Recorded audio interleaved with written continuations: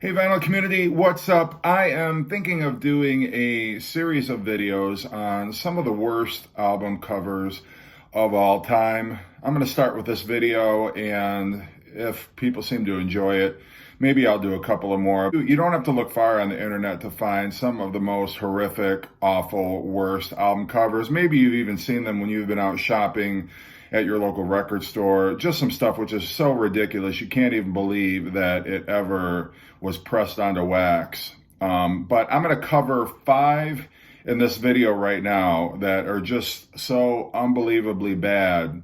I'm going to start number 1 with Merle Evans and his circus band. And the album is called Circus is in Town. If we're talking the circus of your nightmares, maybe, I don't think I could conjure an image of a creepier clown if I tried. I don't know. They must have given that kid a sedative just for him to pose in that picture, because that clown is just the embodiment of creepy. Like, that image is just so disturbing. But what I've done is I've done some of the deep digging for you. I've gone down these rabbit holes. So if you're curious about the artists behind these albums, don't you worry. I've done some internet searches on each of these. So Merle Evans was a cornet player and circus band conductor with the Ringling Brothers and Barnum and Bailey Circus. He was with Barnum and Bailey Circus for 50 years, and he actually was inducted in the International Circus Hall of Fame in 1975. So there. He just happened to make a terrifying clown who looked like the embodiment of evil. Number 2, I'm going to go with Ken by request only. Ken is so popular with the ladies, he sings by appointment only. So remember when your parents told you, don't talk to strangers, don't get into a car with a stranger?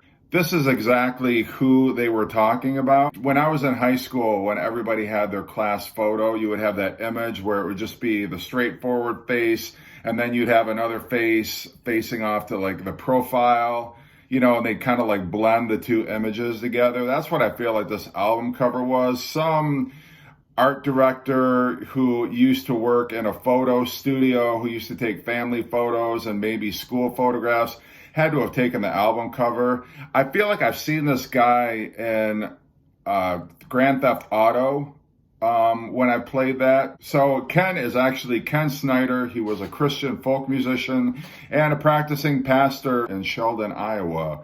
I don't know how many albums he came out with, but this one seems to be the most popular just because it is the most ridiculous looking. But hey, it worked for him, and now he's an internet sensation. Number 3, Swamp Dogg. I mean, what to say about this one? It's a grown man straddling a giant rat. And I don't know if he's riding the rat or if he just killed this rat and he's like, I slayed the rat. But if you're wondering, Jerry Williams is Swamp Dogg. Jerry Williams Jr. is his name. He was an American soul and R&B singer, a musician, songwriter, and record producer. He began recording under the name Swamp Dogg in the 1970s, and he's used that name ever since. As a matter of fact, he's still recording, and he had an album out in 2020, which was called Sorry You Couldn't Make It. So good for you, Jerry. Next album is I Love My Life, Jim Post. Not only does Jim love his life, he loves his stash. He loves being wet. And he loves being wet with his mustache on album covers. But Jim Post was a recording artist in the 1970s, and in the 60s, he was a duo with his wife Kathy under the name Friend and Lover. He recently published a series of successful children's books, and he tours the country with his stash as a one-man show impersonating Mark Twain. I'm not making that up, I promise you. It's true. But Jim Post. And the final one, Mrs. Mills, Come to My Party. So I pulled this off Wikipedia. She's on Wikipedia page. Anybody who's famous is on Wikipedia. And she's actually an English pianist who was active in the 60s and 70s and received many albums.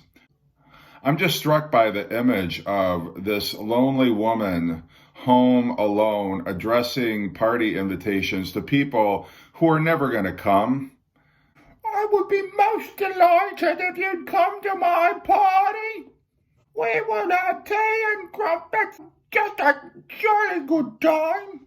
So those are my 5 terrible album covers for this episode. I hope I haven't traumatized you too badly. And if you'd like to see more episodes, let me know. There's plenty of more terrible album covers out there, and I'm more than happy to talk about them. Hope you're doing well. Take care, and thanks for watching.